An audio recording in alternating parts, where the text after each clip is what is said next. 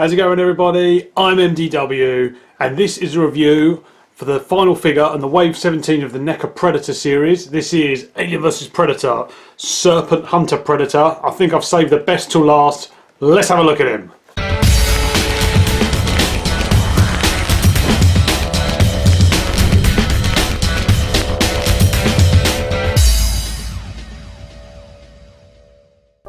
So let's take a look at the boxing, guys. So the back of the box has a picture of the Predator on it. I love the fact that each box is individual to the Predator you're getting, and that the decoration on the box changes depending on what series of films or computer game the Predator's from. Really great bio on the back of this one as well, so you can freeze frame that and read it, but I love Predator bios that are really in depth. Here's a closer look at the figure.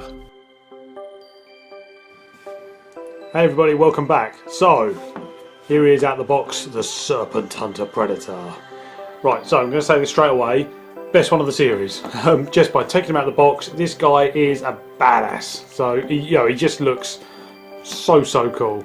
I really like the variants of the Predators. Don't get me wrong, the standard looking Predator with all their gear and everything is really cool. But I do love Neca's variants of the Predators that they do.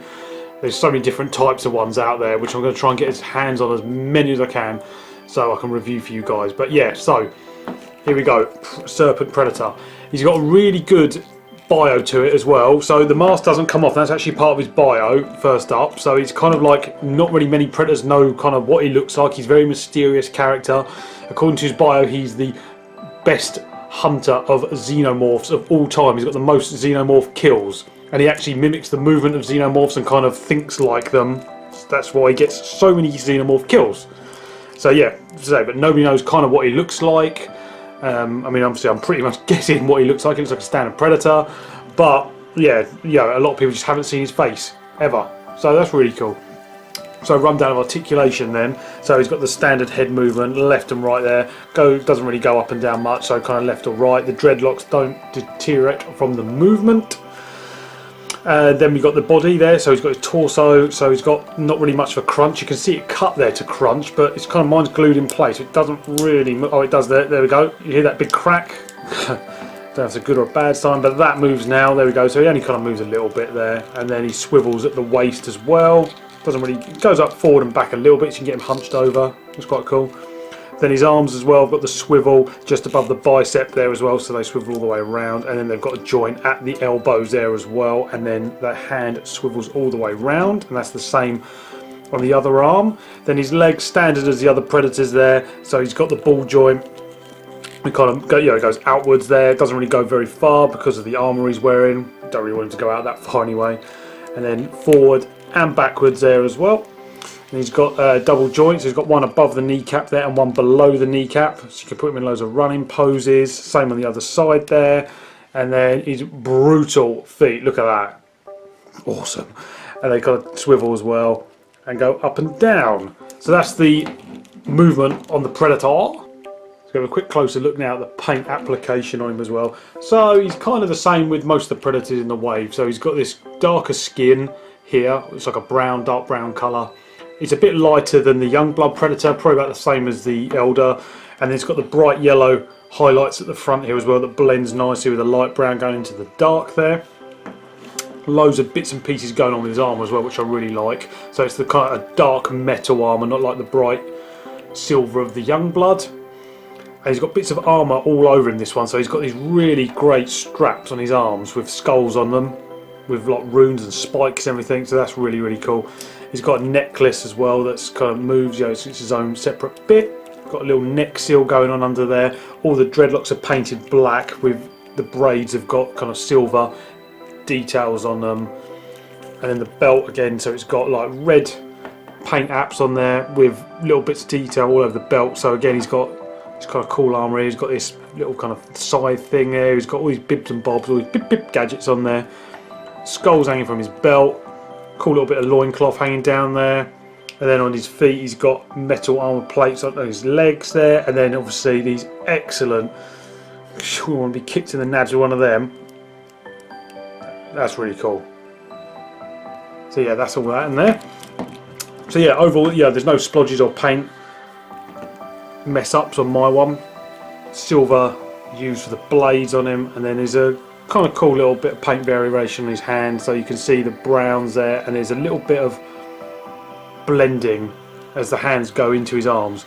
So, you know, like I said, what you come to expect with a whole series of these figures here. You know, all the paint jobs have been pretty decent on them as well, and this guy's no exception. His helmet is just the dark metal, the same as most of the armour plates on him as well, and there's only a little bit of kind of red there, where I think that's his targeting right there, and he's got the little silver bits that come out here which plug into his gun, which I'll show you in a second. Overall, yeah, really nice paint on him as well. So with all the other Predators in the series, he comes with a handful of accessories. These ones are really cool. He has a few accessories that the others don't, and a few different bits of weaponry that the others don't as well. So he's got the two knives on his hands, which don't really kind of do it. Yeah, they kind of just stay on there as if they're extended out, so you can't take them out, as far as I'm aware. Oh, there you go. Look, they extend out. That's really cool. Nice little action feature there. So his blades on his hands extend out, and then he's got a couple other bits that come with him as well, weapon-wise. So he's got this nasty little dagger with a shiny silver metal, and then a decent hilt blade on there as well. And that sits down in this little storage holster on his leg. So that's cool. Always like it when the weapons fit on the Predator.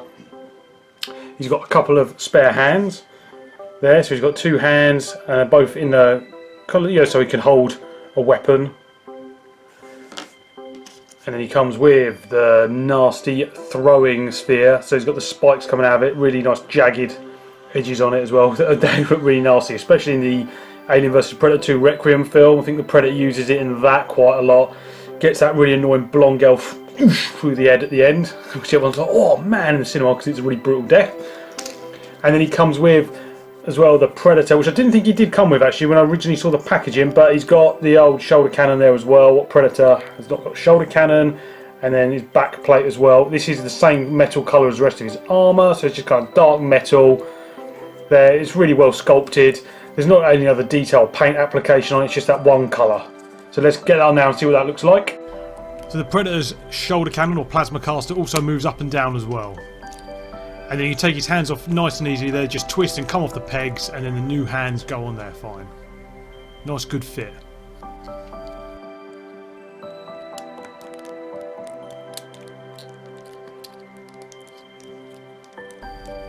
So there you have it guys, Series 17 of the Neca Predators. This is my favourite one of the series, as I said at the start of the video. I just like the overall design of the figure. The mask is superb. This guy looks really menacing, and if I was a Predator, I'd be scared of him. He's got a lot of cool features that the others don't as well. So he's got the throwing shuriken, the plasma caster, and those massive blades on his hands. Literally, I don't know how he's going to be able to stab many aliens with them though, because the blood will melt it. I don't know whether there's some sort of anti-acid thing that they put on their gloves, but I don't think he'll get very far with them. But yeah, this guy's on eBay now. You can pick him up. You're going to pay a bit more for him because he's the sought after one in the wave, so probably £20, £23 plus for him. But you know, it's well worth it. If you're a collector, you love the Predators, then this guy needs to go on your shelf. I really am becoming a fan of these Neca Predators. There is a few bugbears with this one that I've got as well. Like I say, his feet are a bit loose and he kind of has trouble standing up, and sometimes his joints just get a little loose. If you position them right, they're absolutely fine. But you know, I find this the same with a lot of the Neca figures, to be honest. So it's, you know what to expect when you're buying them. I'll try and get hold of the other Predators. So the next wave that is coming out, I believe, is the Predator Anniversary one, based on the original film with Schwarzenegger. So I'll try and get that entire wave to review for you guys, because I really want to get a whole shelf full of Predators. I've got a couple of other Predator variants on the way as well, so I'll do reviews for them. But thanks very much for joining me guys. Hope you enjoyed Wave 17 review, and I'll see you in my next video. MDW signing off. See you soon.